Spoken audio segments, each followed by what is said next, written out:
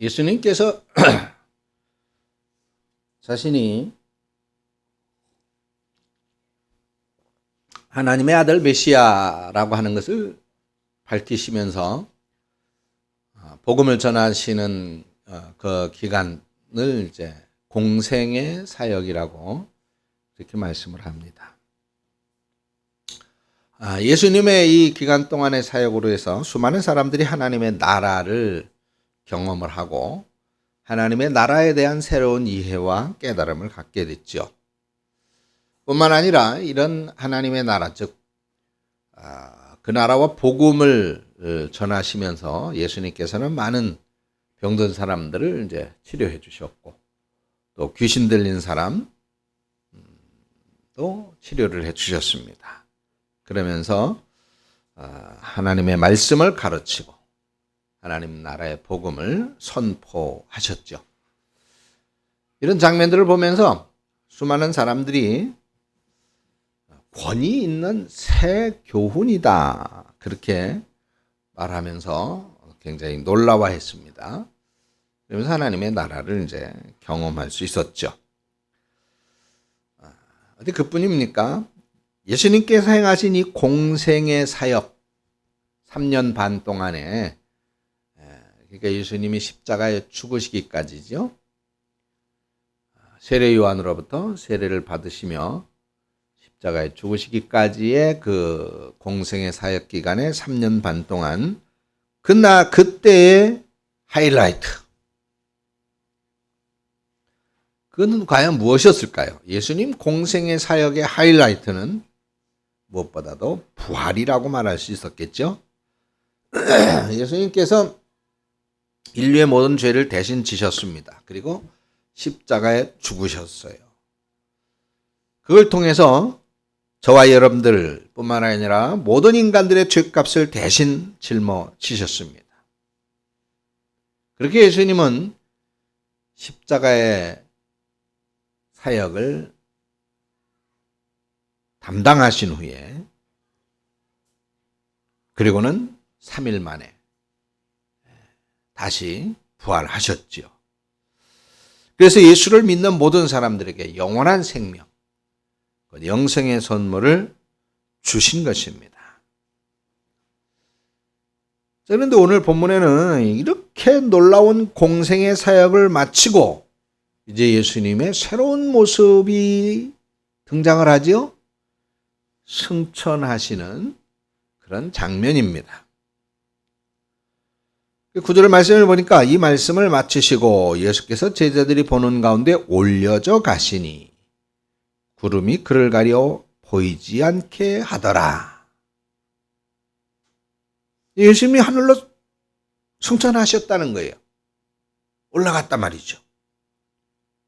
그래서 구름이 예수님을 가리게 되니까 이제 더 이상 눈으로 그 예수님을 볼 수가 없게 됐습니다. 예수님께서 더 이상 눈에 보이지 않았지만은 당연히 제자들은 하늘에서 눈을 뗄 수가 없었겠지요. 그저 멍하니 예수님이 사라진 그것만 좀 뭐라고 그럴까요? 황당해하면서, 당황해하면서, 또는 허탈해하면서 그렇게 바라볼 수밖에 없었을 거예요. 아마 그 자리에 제가 있었어도 아마 그런 모습이었을 겁니다. 멍하니 입 벌리고 하늘, 예수님이 사라진 그곳을 바라보고만 있었겠지요. 그래서 천사가 나타납니다. 그리고 제자들에게 이렇게 말했다고 성경에 기록했어요. 11절이죠. 이르되 갈릴리 사람들아, 어찌하여 서서 하늘을 쳐다보느냐? 너희 가운데서 하늘로 올려지신 이 예수는 하늘로 가심을 본 그대로 오시리라 하였느니라. 할렐루야. 그렇습니다. 예수님은 분명히 하늘로 승천하셨어요. 그리고 마지막 날에 그런 모습으로 다시 오실 거라는 겁니다. 그러면 예수님께서 승천하신 이후에 예수님께서 다시 오실 때, 그러니까 재림하시는 그 시간까지는 그러면 누가 교회를 돌보고 누가 성도들을 돌봐야 됩니까? 누가 예수님이 하셨던 그 일들을 계승해서 계속 해야 될까요? 그래요. 지금 멍하니 하늘만 바라보고 있는 바로 이 제자들에게 그 짐이 지워지는 것입니다. 여러분 한번 생각해 보세요. 지금까지 제자들은 뭘 했어요? 그냥 자기의 자리, 제자의 자리만 지키면 됐죠. 아무것도 한 게 없어요. 아니, 할 것도 없었어요. 아니, 할 수도 없었어요. 그냥 자기 자리만 지키고 있었으면 됐을 뿐입니다. 아무리 많은 사람들이 모여들어서 그들이 배고프게 굶주려 있을 때도 제자들은 하는 게 없었어요. 그저 예수님만 바라보면 됐죠. 예수님께서 떡 5덩어리하고 물고기 2마리로 사람들한테 그걸 가지고 나눠줘라 그러면은 그 명령에 그냥 따르기만 하면 된 거예요. 그래서 순종하기만 했습니다. 그렇게만 하면 예수님께서 기적을 행해 주시고 놀랍게도 잘라줬는데 또 생기고 잘라줬는데 또 생기고 그런 수많은 사람들이 배불리 먹고 더군다나 남는 기적이 일어났단 말이에요. 제자들이 한 건 아무것도 없어요. 예수님께서 제자들과 함께 계실 때는 서기관들이나 율법사들이 율법을 가지고 그 사람들 자기들을 공격해 와도 아무 문제가 없었어요. 그냥 제자들은 그저 예수님 뒤에만 숨어 있어도 예수님께서 다 나서 가지고 그들과 싸워 주셨잖아요. 그들에게 대답해 주시고 그들의 모든 악한 꾀를 무력화시켜 버렸어요. 그러니까 제자들에게는 예수님이 계신 이상 전혀 문제될 게 없었던 겁니다. 심지어 악한 귀신 들린 아들을 고쳐달라고 어느 아버지가 제자들을 찾아왔잖아요. 그 제자들이 그래 우리가 고쳐줄게요. 그냥 아들을 고쳐주기 위해서 혼신의 노력을 다 했잖아요.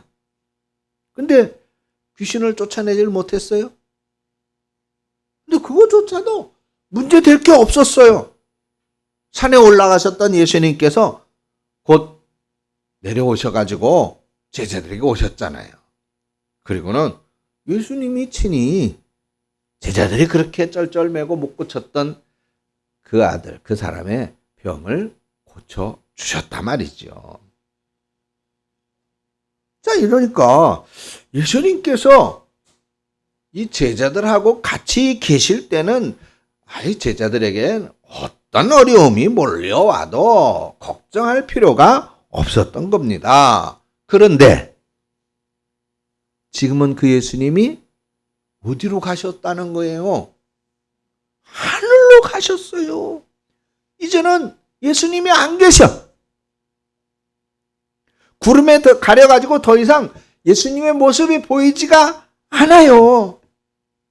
그러니 이제는 무슨 문제가 생겨지면 지금까지는 예수님이 다 나서가지고 다 고쳐주시고 또 다 해결해 주시고 다 싸워주시고 다 그렇게 했는데 이제는 누가 해야 돼? 누가 해야 돼? 제자들이 해야 돼요. 이제는 제자들이 사도라고 불리고 있었던 이 제자들이 이제는 스스로 해결해야 되게 된 것입니다. 그러니 그 책임이 얼마나 무거웠겠어요. 얼마나 큰 짐이 됐고 마음에 부담이 됐겠습니까? 그러니까 멍하니 그냥 정말 이제 어떡하지? 이제 어떻게 해야 돼? 하늘을 쳐다보고 있을 수밖에 없었던 거예요. 자, 예수님이 무기력하게 군인들의 손에 붙잡혀 십자가에 돌아가실 때 제자들은 절망했죠. 그죠? 막 뿔뿔이 흩어져 도망치기도 했습니다. 자, 그랬던 그들의 그 좌절과 절망은 예수님의 부활로 인해서 이제는 큰 기대와 희망으로 바뀌어졌어요. 거봐, 야 진짜 예수님 살아나셨잖아. 엄청난 기쁨으로 바뀌었죠.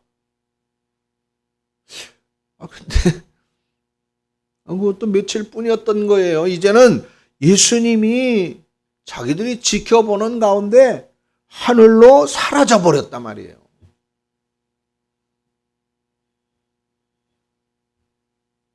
그런데 보세요.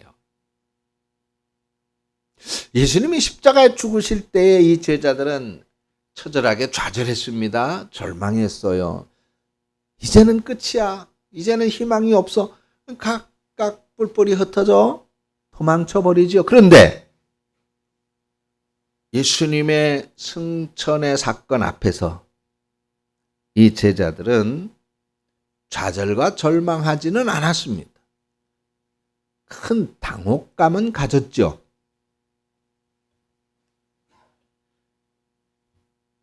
큰 당혹감은 가졌지만은 그런데 그 당혹감 속에 어떤 책임감? 그래, 그 예수님이 다시 오신다고 했으니까 그 예수님 다시 오실 때까지는 이제는 내가 교회를 어떻게 돌봐야 될까? 이 성도들을 어떻게 돌봐줘야 될까? 그런 책임감이 아마 그 제자들의 가슴에 가득 채워지고 있었을 것입니다. 그렇지만 사실 한 번도 경험해 본 적이 없잖아요. 지금까지 예수님이 다 해결을 했으니까. 그러다 보니까 이제 이 교회를 이끌어 가야 되는데 어떡하지? 우리들이 할 수 있을까? 아마 자신들이 생각하기에도 교회를 이끌어가고 성도들을 보살펴야 되는 이런 사도의 직분을 충분하게 감당할 만한 능력이 많이 모자르다라고 하는 것을 이 제자들은 알고 있었던 겁니다. 자신들이 훌륭한 믿음의 사람이라고 하더라도 아니 어떻게 감히 하나님의 아들, 그러니까 하나님이시고 온 세상의 구원자이신 예수님의 이 사역을, 예수님의 일을 어떻게 아무리 사도의 무슨 사도의 할아버지라도 그걸 어떻게 성공적으로 계승할 수가 있을까요? 과연 누가 이 예수님의 공백을 메울 수 있었겠습니까? 그러니 오늘 본문에서 멍하게 하늘만 바라보던 이 제자들의 모습은 하늘을 올려다 보기는 하지만 그래도 여전히 무력감에 당황할 수밖에 없는, 어쩌면 오늘 우리 그리스도인들의 모습이기도 할 것입니다. 오늘 본문에서 제자들은 예수님이 하늘나라로 올라가는 것, 그것으로 인해서 굉장히 당황하는 모습을 보여주고 있어요. 근데 우리는 사도행전과 그리고 그 사도행전 이후 오늘에 이르기까지 2000여 년의 이 기독교의 역사, 이걸 잘 알고 있습니다. 예수님께서 승천하신 다음에 그야말로 기독교의 복음은 이 제자들, 그러니까 이 사도들로 인해서 그야말로 온 세계에 불똥이 튀는 것처럼 그렇게 퍼져나갔다는 거 우리가 잘 알고 있죠. 자, 그러면 여러분, 예수님께서 하늘로 승천하셨음에도 불구하고 이 복음은 어떻게 제자들을 통해서 온 세상에 이렇게 퍼져나갈 수가 있었을까요? 이 질문을 오늘 우리 시대의 기독교에 적용해 본다면 이렇게 될 것 같아요. 부흥의 시대도 아니고 영적 대각성의 시대도 아닌 지금 오늘날 이 땅의 교회는 어떻게 해야 다시 오시는 그날까지, 우리 주님 다시 오시는 그날까지 이 복음을 땅끝까지 전파할 수 있을까요? 도대체 오늘 우리는 이 사명을 어떻게 감당해야 될까요? 주님은 분명 땅끝까지 이르러 내가 올 그때까지 내 증인이 되라고 우리에게 부탁하고 가셨잖아요. 그때 사도들에게 한 그 부탁, 그것은 오늘도 예수님 아직 안 오셨으니까 여전히 우리들에게 계승되어지는 거잖아요. 우리들도 그 부탁을 받고 있는 거예요. 우리는 그걸 사명이라고 하잖아요. 사명. 그래서 우리는 이렇게 열심히 교회에 나오는 것이고, 그래서 우리는 기회가 되는 대로 복음을 전하고 있죠. 그래서 그렇다면은 오늘 본문을 살펴보면서 바로 이런 질문에 대한 성경의 대답이 무엇인가를 한번 보려고 합니다. 자, 오늘 본문에는 때, 시기. 목욕탕에 가서 미는 그런 때가 아니고 시기, 시간. 여기에 대해서 언급을 해요.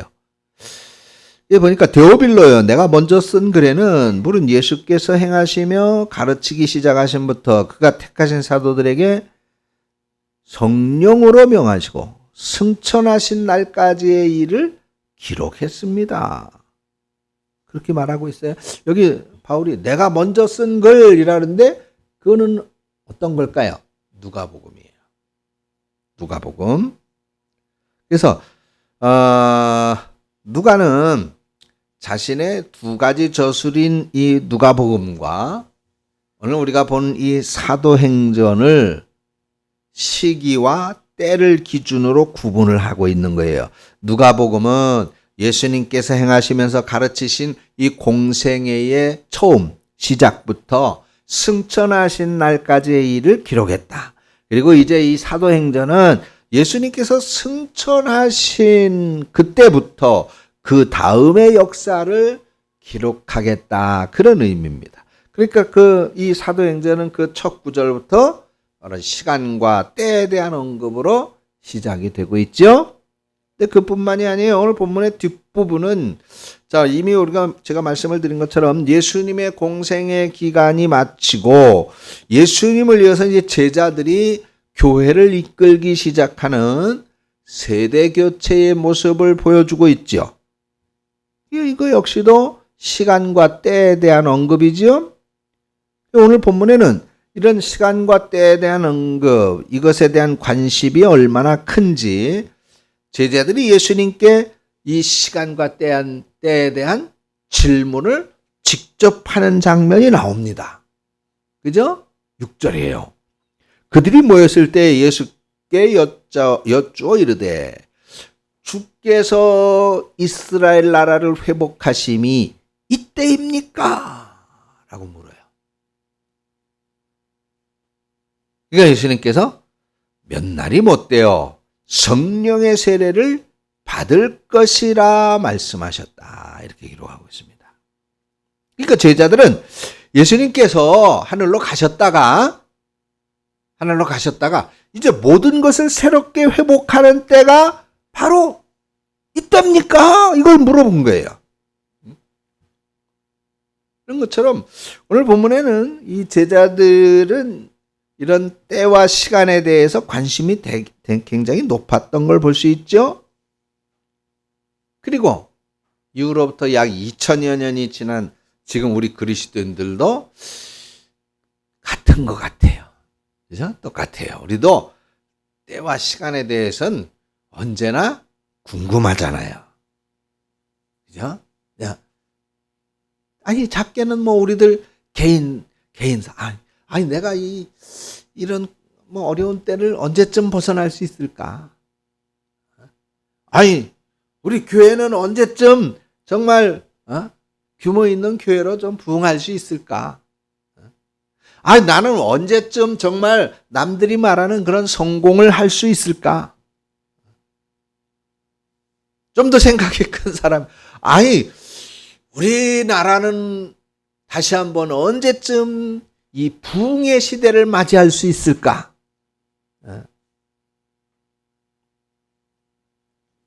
그래요. 작게는 내 기도 제목은 언제쯤 응답받게 될까? 우리 가족은 언제 더 좋은 환경으로 바뀌어질 수 있을까가 있겠지요. 이처럼 우리의 주된 관심 가운데 바로 이 언제라고 하는 것은 시간과 때에 대한 질문인 것입니다. 자, 그러면 여러분, 이 제자들의 때와 시간에 대한 질문에 예수님은 뭐라고 대답했을까요? 7절에 보니까 이르시되, 때와 시기는 어떻다고요? 그래요. 아버지께서 자기 권한에 두었어. 너희들이 그걸 알 수 있는 게 아니야 라고 말합니다. 어때요 여러분? 예수님의 이런 대답, 만약에 여러분들에게 너 그거 왜, 그건 너가 관심 가질 필요 없어. 그는 아버지께서 하실 일이야 라고 대답해 주신다면 어때요? 좀 실망스러울까요?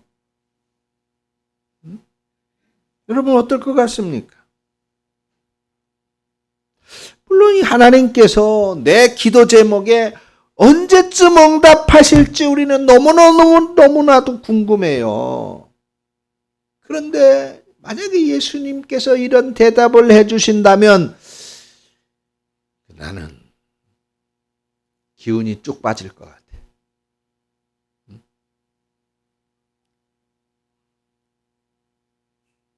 근데 여러분, 우리가 이 예수님의 대답에 만족하든 만족하지 못하든 거기에 상관없이 예수님은 그래요.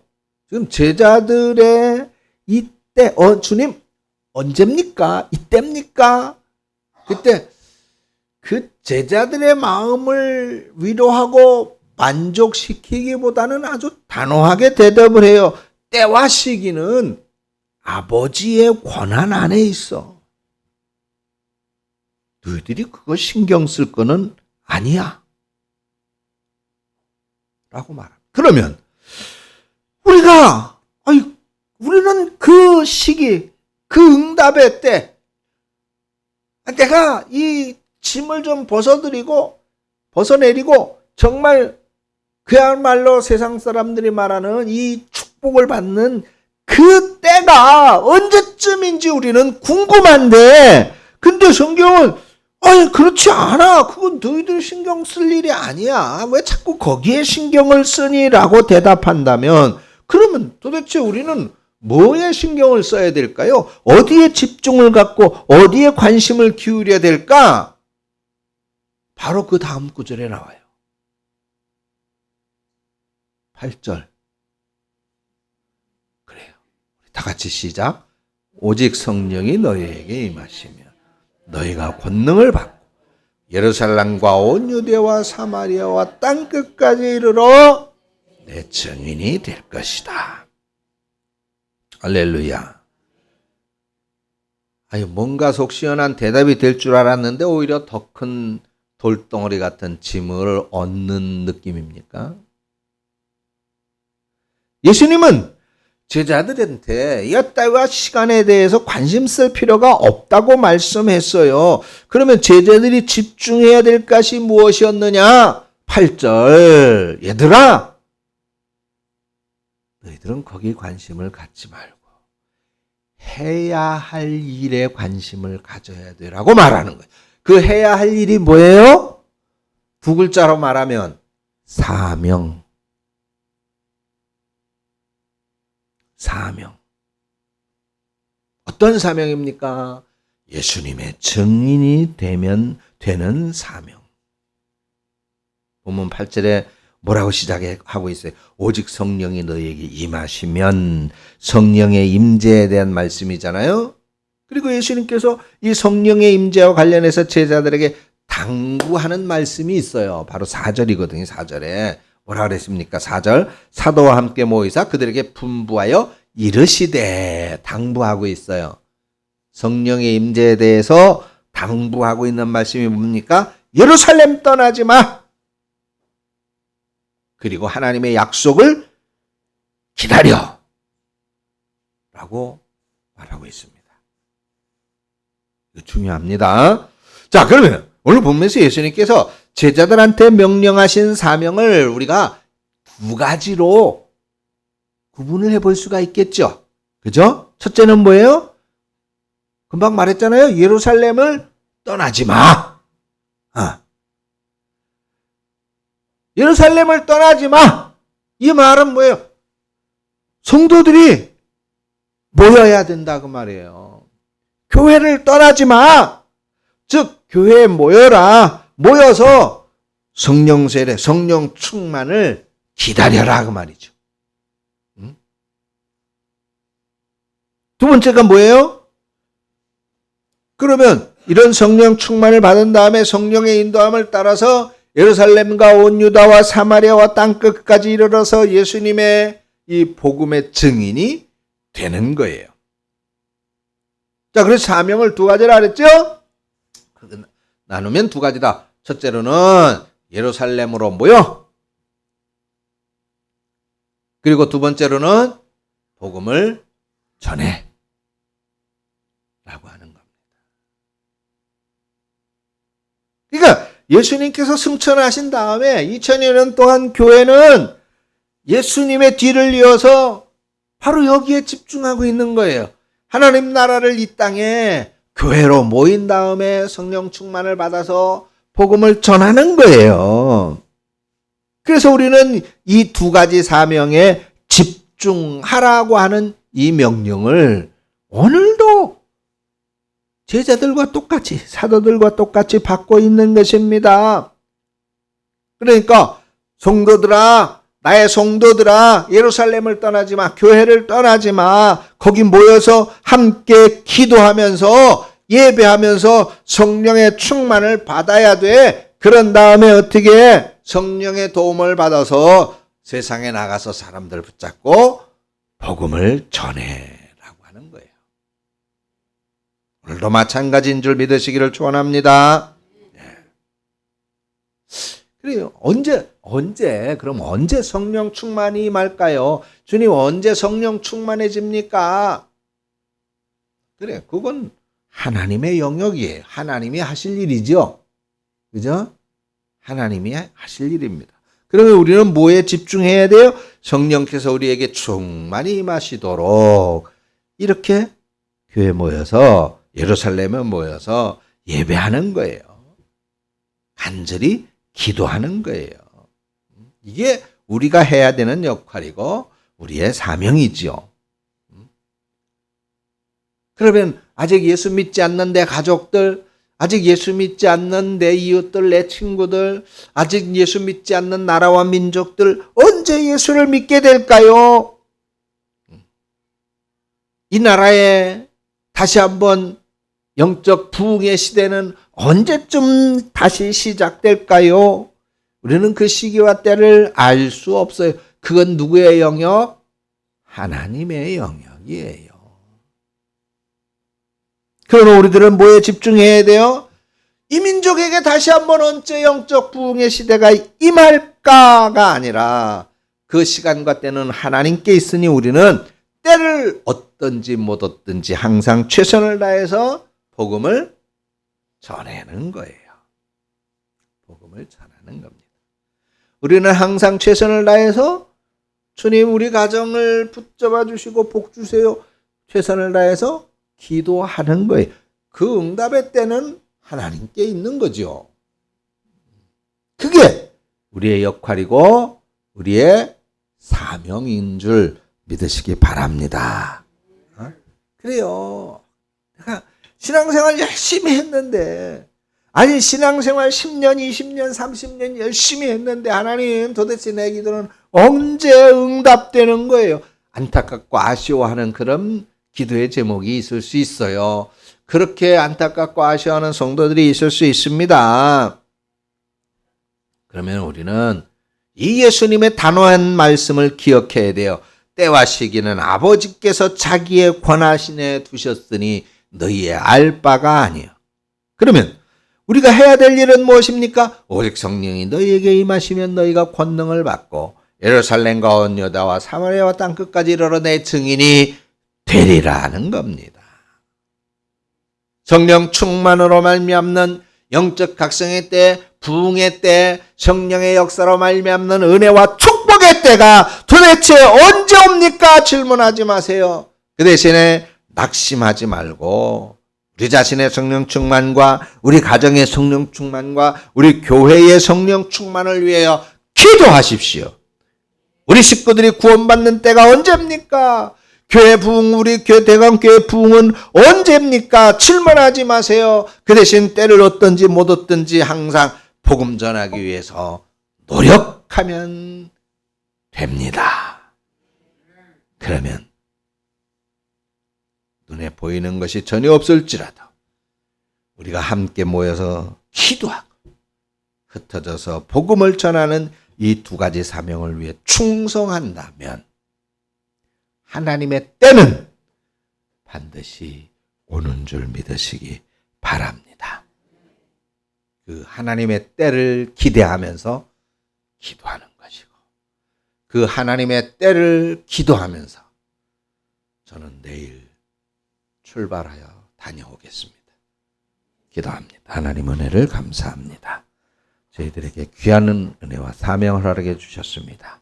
이 사명 부여잡고 감당하며 오직 하나님의 나라를 위하여 이 땅에 놀라운 영적 각성과 부흥의 시대와 응답의 복을 위하여 그 때를 궁금해함이 아니라 지금 무릎 꿇어 기도하고 그 때를 소망하는 우리 사랑하는 성도들이 되어지게 하시고 때가 이르렀을 때 놀라운 경험, 신비한 경험, 풍성한 하나님 나라의 축복의 경험을 그 가슴에 가득 안는 우리 성도들이 되게 하여 주시옵소서. 예수님의 이름으로 기도합니다. 아멘.